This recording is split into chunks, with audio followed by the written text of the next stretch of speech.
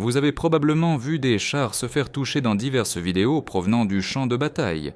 Mais avez-vous déjà eu une curiosité morbide quant à ce qui arrive réellement à l'équipage à l'intérieur ?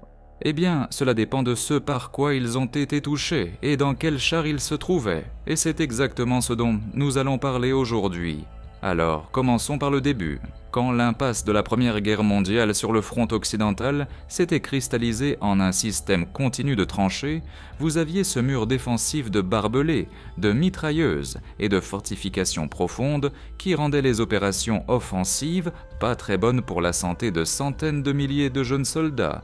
Et parmi les nombreuses stratégies pour briser cette impasse, l'une est apparue, conçu spécifiquement pour résoudre le problème du No Man's Land et des mitrailleuses fauchant tout ce qui tentait de traverser. Les Britanniques ont développé quelque chose qui s'appelait d'abord un navire terrestre, et le nom de code pour maintenir le secret était Tank. Ces grandes boîtes métalliques qu'ils développaient étaient présentées comme des réservoirs expérimentaux pour l'eau. Donc personne ne posait de questions après cette réponse ennuyeuse. Vous voyez donc à quel point les débuts des chars étaient éloignés de ce qu'ils font maintenant. L'objectif principal des premiers chars était de traverser le No Man's Land sans être affectés par les tirs de mitrailleuses, en espérant ne pas être touchés directement par l'artillerie, d'écraser les barbelés, de ne pas rester coincés dans la boue et les cratères d'obus, puis de neutraliser les positions de mitrailleuses qui fauchaient l'infanterie. De cette façon, ils briseraient l'impasse et gagneraient la guerre. Eh bien, pas tout à fait, car ces premiers chars étaient tout sauf des machines fiables et sûres. Mais ils furent l'humble début du jeu du chat et de la souris qui dure encore à ce jour. Et nous y viendrons pour que vous puissiez voir cette différence absurde dans tout ce qui se passe sur le champ de bataille et comment cela évolue jour après jour. Maintenant, le premier blindage était d'une minceur stupéfiante par rapport aux standards ultérieurs. Nous parlons de plaques d'acier mesurant seulement 6 à 12 mm d'épaisseur, une vitesse maximale de 6 km/h et il transportait un équipage de 8 hommes habituellement, pour ne pas vous ennuyer avec chaque char spécifique de l'époque. D'ailleurs, Zaboul, si vous ne le saviez pas, il y avait des chars mâles et femelles. Les mâles avaient des canons et les femelles avaient des mitrailleuses. Mais indépendamment de la préférence sexuelle par laquelle le char s'identifiait, leurs équipages partageaient des problèmes communs quand il s'agissait des efforts ennemis pour les détruire, en plus d'autres petites choses comme le moteur et les radiateurs au milieu du compartiment de combat. Les émanations de gaz et de munitions à la cordite, 50 degrés Celsius de chaleur, un bruit assourdissant et ainsi de suite. Comme nous l'avons dit, le blindage primitif était si mince qu'il laissait passer même les balles de fusil et de mitrailleuses. Et c'est évident ce qui se passe si la balle traverse. Elle ricoche à l'intérieur de la boîte métallique dans laquelle se trouvent 8 à 10 personnes faites de chair tendre. Donc la première mesure pour contrer les chars fut les balles perforantes pour les fusils d'infanterie standard, ce qui fonctionnait au début, mais le blindage fut bientôt rendu plus épais. Et puis les premiers fusils anti-chars sont apparus comme le GA allemand avec son noyau perforant en acier trempé de 13 mm qui traversait les premiers chars de manière relativement fiable. Eh bien, cela avait le même effet sur l'équipage à l'intérieur que la balle, juste en plus significatif. Mais même sans impact pénétrant, il y avait deux choses contre lesquelles les soldats de la Première Guerre mondiale ne pouvaient pas se protéger, et c'était les éclaboussures et l'écaillage. Maintenant, parmi les premières mesures improvisées pour contrer les chars, il y avait les balles dites inversées. Cela signifie que les soldats allemands, en particulier, prenaient leurs cartouches Mosser standard pour leurs fusils, retiraient le projectile de la douille, ajoutaient un peu plus de poudre, puis le remettaient dans le sens opposé, de sorte que l'arrière de la balle soit orienté vers l'avant. Alors, quel est le rapport avec les éclaboussures et l'écaillage ? Eh bien, quand quoi que ce soit de frapper le blindage des premiers chars, il y avait cet effet, où même si le blindage n'était pas pénétré, l'impact transférait une onde de choc et la surface intérieure se fragmentait en éclats métalliques à grande vitesse, qui finissaient dans les visages et les yeux de l'équipage derrière le blindage. Mais les éclaboussures étaient peut-être encore pires. Vous voyez, cela se produisait quand les balles frappaient la plaque de blindage durcie et le noyau de plomb de la balle fondait à l'impact à cause de la friction et de la chaleur considérable.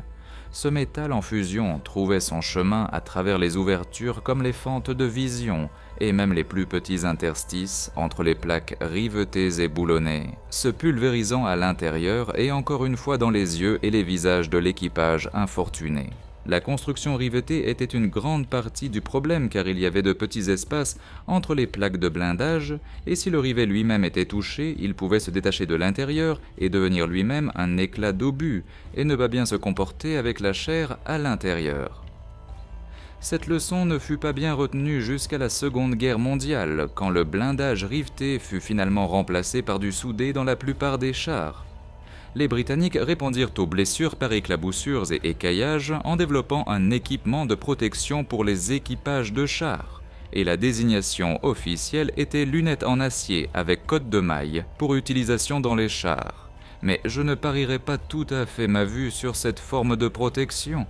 De plus, les Allemands apprirent rapidement qu'un tir d'artillerie direct ferait exploser les chars dans une boule de feu, et ils commencèrent à réserver 1 ou 2 canons cachés en première ligne pour pouvoir tirer directement sur les chars en progression s'ils apparaissaient. Donc, les chars de la Première Guerre mondiale posèrent les bases d'une longue évolution qui dure encore. Mais outre l'énorme choc psychologique infligé aux Allemands, ils ne firent pas grand-chose pour décider de l'issue de la guerre. Puis vint la Seconde Guerre mondiale, et ce que nous pourrions librement dire, c'est que parmi de nombreuses autres armes, ce fut aussi la guerre des chars. Jamais auparavant, ni depuis, du moins pour l'instant, les chars n'avaient été utilisés à une telle échelle et en si grand nombre et dans des configurations et types si différents. Donc, c'est ici que les armes pour les contrer évoluèrent également en quelque chose qui caractérise fondamentalement encore aujourd'hui la façon dont nous combattons les chars. Cependant, dans les années d'après-guerre, les chars apprendraient aussi à se protéger de ces armes et de manière assez créative. Commençons par à quoi cela ressemblait au début de la guerre et pourquoi tout a changé si drastiquement en seulement quelques courtes années. Maintenant, les chars qui apparurent sur le champ de bataille de la Seconde Guerre mondiale étaient sans commune mesure avec ceux de la Première Guerre mondiale. D'accord, les Français furent ceux qui inventèrent la tourelle et la configuration de chars plus petits et plus mobiles pendant la Première Guerre mondiale avec leurs Renault. Mais maintenant, ils étaient utilisés à une échelle bien plus grande et considérablement améliorée. Les chars étaient désormais bien mieux protégés contre les tirs de fusil, mais ils n'étaient encore rien comparé à ce qui allait bientôt arriver. Et par conséquent, parce que le blindage était meilleur, les premières armes anti-chars principales étaient les fusils anti-chars et les canons anti-chars. Des canons comme le 37 mm allemand étaient au début plus que suffisants pour combattre la plupart des premiers chars, mais pas tous. Le B1 français et le Matilda britannique étaient des chars bien mieux blindés qui valurent à ces canons un surnom de la part de leurs équipages, frappe-porte. Ils pouvaient se tirer sur le char ennemi plus de 20 fois jusqu'à ce que quelque chose finisse par casser dessus pour le mettre hors de combat. Ils détruisaient les chars plus anciens et plus légers, mais il était évident qu'il fallait augmenter le calibre. Même chose pour les fusils anti-chars.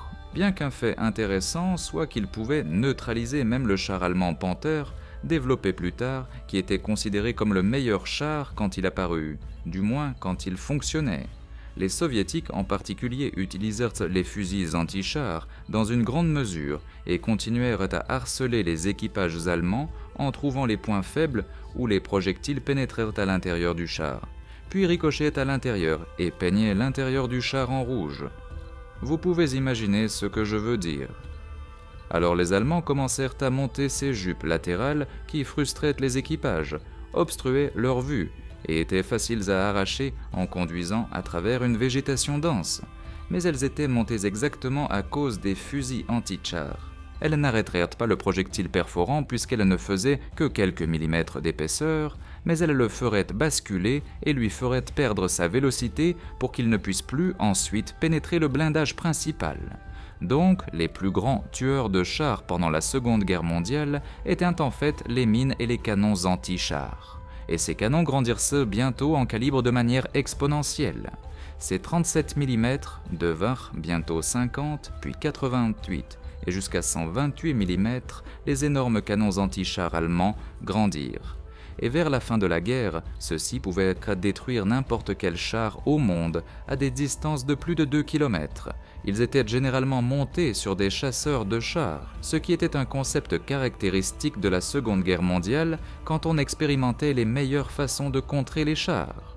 Maintenant, en ce qui concerne l'équipage, être touché par un obus anti-char perforant qui traversait était catastrophique.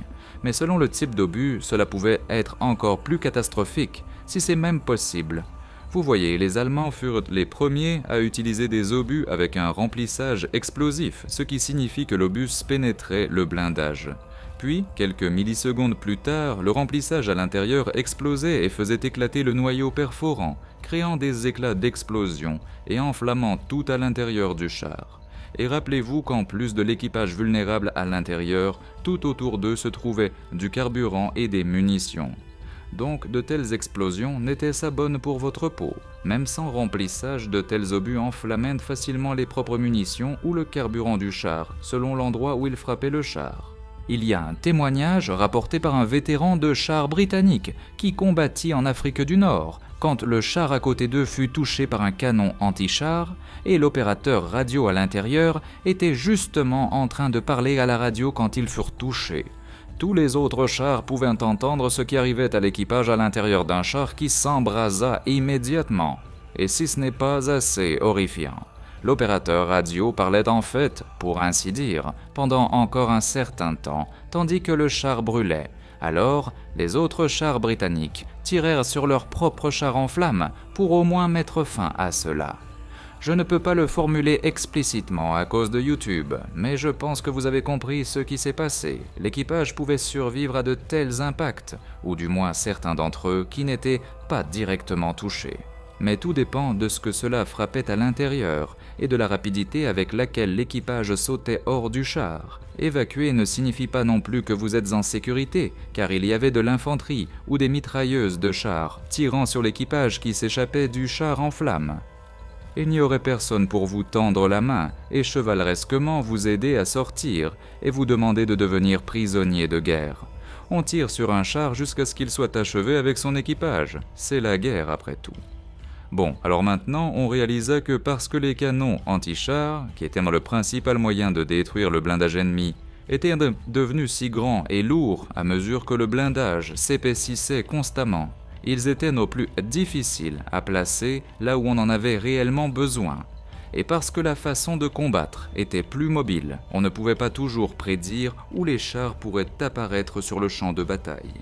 Donc, il était clair que quelque chose de beaucoup plus léger devait être développé que chaque fantassin pourrait porter avec lui au cas où des chars ennemis apparaîtraient. Et cela mena à la création des premières armes anti-chars portatives. Et le cœur principal de ceci est la charge creuse. Maintenant, cela fonctionnait de manière complètement différente des projectiles cinétiques qui avaient besoin de vitesse et d'énergie pour pénétrer le blindage par la force.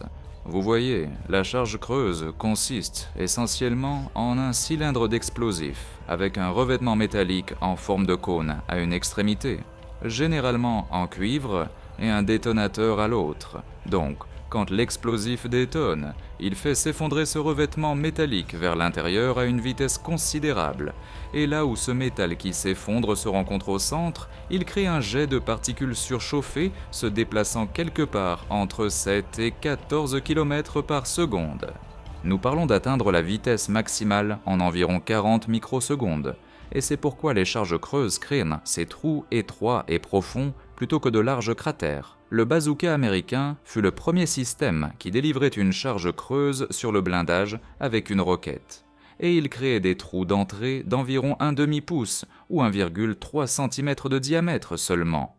Mais il produisait un écaillage massif qui tuait ou blessait les équipages par brûlures et éclats. Vous voyez donc que la charge creuse permit quelque chose d'auparavant impensable. Un seul fantassin pouvait désormais détruire un char, et l'impact psychologique sur les équipages de chars fut profond.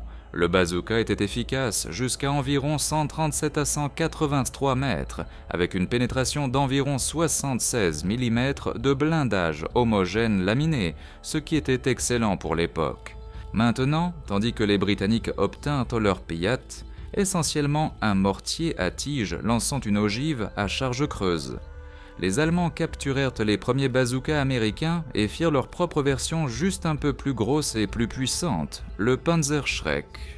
Mais ensuite ils fabriquèrent une autre arme similaire qui serait moins chère et beaucoup plus facile à produire en masse pour donner à presque chaque fantassin une chance de détruire un char ennemi, car les Allemands faisaient face à un nombre écrasant de chars alliés plus tard dans la guerre, et ils savaient qu'ils ne n'allaient pas les combattre de manière conventionnelle avec leurs chars, chasseurs de chars et canons anti-chars. Le Panzerfaust lançait une charge creuse qui était puissante et pouvait mettre en danger n'importe quel char de l'époque.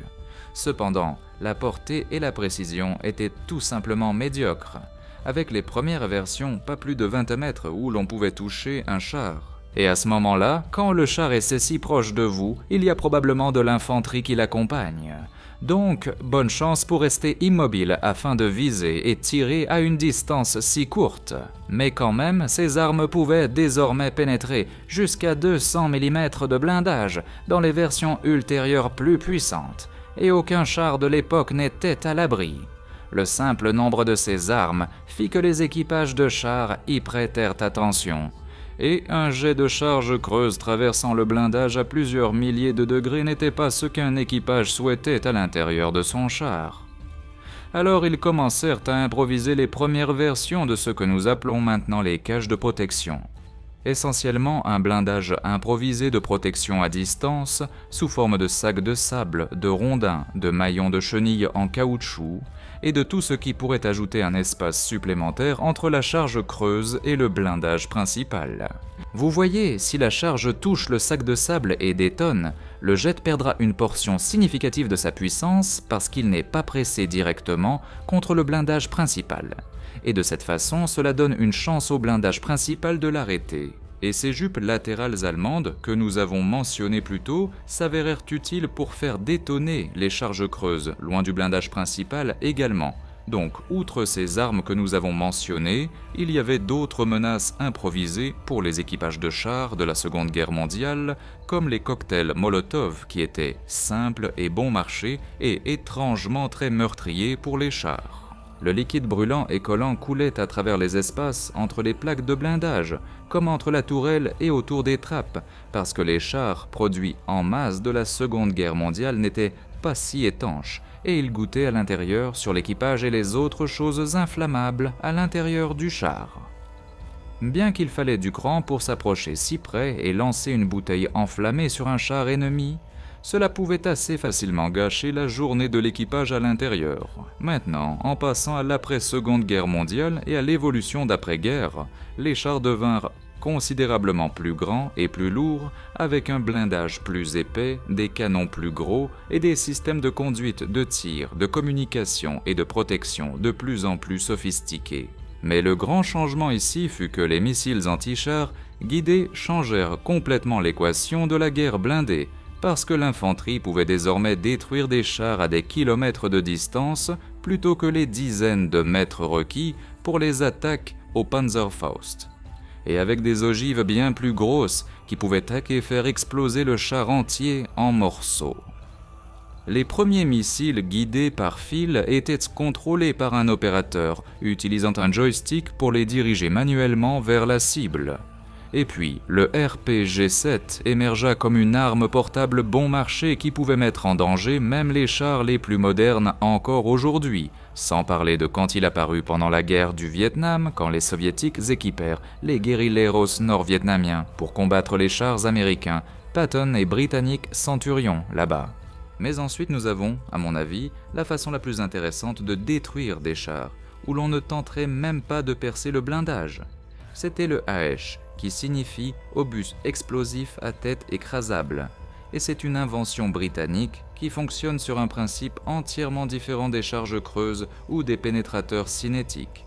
Vous voyez, l'obus contient un explosif plastique qui s'écrase contre la surface du blindage à l'impact, s'étalant en un disque plat d'environ 30 cm de diamètre.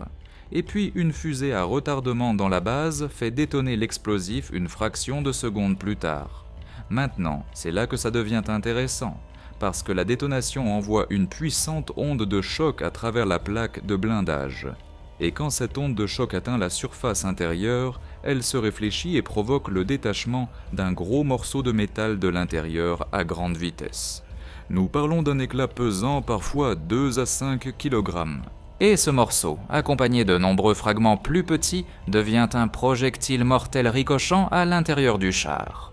Pensez-y comme la balle inversée allemande mais sous stéroïdes. Maintenant, le Hesh s'avéra également particulièrement efficace contre les fortifications en béton et les bâtiments, ce qui en fit une munition à double usage. Et en fait, en 2003, en Irak, il y eut ce tragique incident où un Challenger 2 engagea par erreur un autre Challenger. L'équipage du char ciblé travaillait au-dessus de la tourelle en position trappe ouverte quand les viseurs thermiques les identifièrent à tort comme des troupes ennemies à une position de bunker. 2 obus Shesh furent tirés à environ 3600 mètres. Et le second obus frappa le couvercle ouvert de la trappe du commandant, envoyant des fragments brûlants dans la tourelle, tuant 2 membres d'équipage et blessant gravement 2 autres. Alors, comment les chars ont-ils évolué pour contrer, au moins dans une certaine mesure, les effets d'une charge creuse ? Eh bien, les Britanniques développèrent quelque chose appelé blindage Chobham, et cela devint l'avancée la plus significative en matière de protection blindée depuis la transition du rifté au soudé. Le Chobham démontra plus du double d'efficacité contre les charges creuses par rapport à l'acier homogène de poids égal, et il connut son premier déploiement opérationnel sur le Challenger 1, tandis que la collaboration en matière de défense apporta la technologie au M1 Abrams. Alors, comment cela fonctionne-t-il réellement ? Eh bien, essentiellement, il y a des carreaux de céramique encapsulés dans un cadre métallique, généralement en titane, collé à une plaque de support, et plusieurs couches élastiques. La couche extérieure en acier fait détonner l'obus entrant, puis la couche de céramique se brise sous le jet de la charge creuse, formant une poussière à haute pression. Mais voici la partie ingénieuse. La fragilité de la céramique crée un canal d'entrée irrégulier plutôt que lisse, causant des pressions extrêmes qui perturbent la géométrie du jet. Et puis le jet perturbé cause de plus grandes irrégularités, créant un cercle vicieux où l'énergie propre du jet travaille essentiellement contre lui. Cela rendit également les obus HH significativement moins efficaces parce qu'ils ne pouvaient plus causer d'écaillage en raison de la dissipation de l'énergie à travers ces différentes couches. Et juste pour vous montrer à quel point ce blindage composite était efficace, pendant l'invasion de l'Irak en 2003, un Challenger 2 perdit ses chenilles et resta coincé dans un fossé. Il fut alors prétendument touché par 14 variantes de RPG et un missile anti-char Milan. Et pourtant, l'équipage resta en sécurité à l'intérieur pendant plusieurs heures jusqu'à ce que le véhicule soit récupéré. Maintenant, les Soviétiques adoptèrent une approche différente et développèrent ce qu'on appelle le blindage réactif explosif ou BRE. Ce sont essentiellement des briques contenant une feuille explosive prise en sandwich entre 2 plaques métalliques. Et quand un jet de charge creuse pénètre et touche le revêtement explosif, il détonne et projette ses plaques métalliques obliquement contre le jet. Les plaques se déplacent dans des directions opposées à grande vitesse, déformant et défocalisant le jet. Mais bien sûr, les armes évoluèrent encore une fois pour contrer cela parce que le blindage réactif explosif a quelques limitations assez significatives. Voyez-vous, chaque brique est détruite après un seul impact, donc une fois qu'elle est déclenchée, elle disparaît. Et c'est exactement ce qu'exploitent les armes à charge tandem, car elles utilisent une première charge pour déclencher le blindage réactif, puis une seconde perfore le métal exposé en dessous. Maintenant, l'obus flèche à sabot détachable perforant, ou APFSDS, représente fondamentalement le summum de la technologie cinétique anti-blindage. Voyez-vous, un pénétrateur sous-calibré est porté par un sabot plus grand pendant l'accélération dans le canon, puis le sabot se sépare en 3 à 4 pétales après avoir quitté le tube du canon. Les pénétrateurs modernes mesurent 2 à 3 cm de diamètre et jusqu'à 1 mètre de longueur, et il n'y a aucune ogive explosive du tout, car la pénétration repose uniquement sur le transfert d'énergie cinétique. Ces obus opèrent à des vitesses entre 1400 et 1800 mètres par seconde, et les pénétrateurs en uranium appauvri offrent des propriétés uniques. L'uranium appauvri est pyrophorique, ce qui signifie qu'il s'enflamme au contact de l'air après la pénétration, et il présente également un effet d'auto-affûtage qui maintient une pointe acérée, plutôt que de s'écraser en champignon comme d'autres métaux. Donc ce qui se passe après la pénétration est fondamentalement une combinaison de multiples mécanismes de destruction tous en même temps. Les fragments du pénétrateur se dispersent dans le compartiment de l'équipage, tandis que l'écaillage du blindage projette des fragments vers l'intérieur. Ensuite, l'ignition pyrophorique enflamme ces particules d'uranium appauvries, mettant le feu au carburant et aux munitions. La combinaison de métal fragmenté, de feu et de surpression ne laisse fondamentalement aucune chance de survie à l'équipage. Tout ce qui est mou, comme le corps humain, s'évapore littéralement sous de telles pressions. Et certaines données suggèrent en fait que l'équipage pourrait même être aspiré à travers ce petit trou que cette tige crée en sortant du char, si elle ne le fait pas exploser complètement, ce qui est le plus souvent le cas.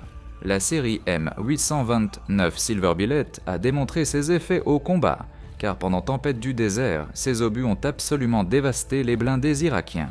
Mais ce qui s'est vraiment très mal passé pour les équipages de ces chars, c'est que les concepteurs soviétiques avaient fait un choix fatidique dans la série T-72. Et plus tard, ils ont placé le carrousel de munitions du chargeur automatique en anneau à la base de la tourelle, directement parmi l'équipage. Cette conception privilégiait des chars plus petits et moins chers, mais elle créait un défaut fatal. Voyez-vous, quand le blindage est percé, il y a une forte probabilité de toucher ces munitions, et quand la charge propulsive s'enflamme, une réaction en chaîne s'ensuit. Une surpression massive et instantanée projette la tourelle complètement hors du châssis, et la survie de l'équipage quand le carrousel s'enflamme est fondamentalement nulle.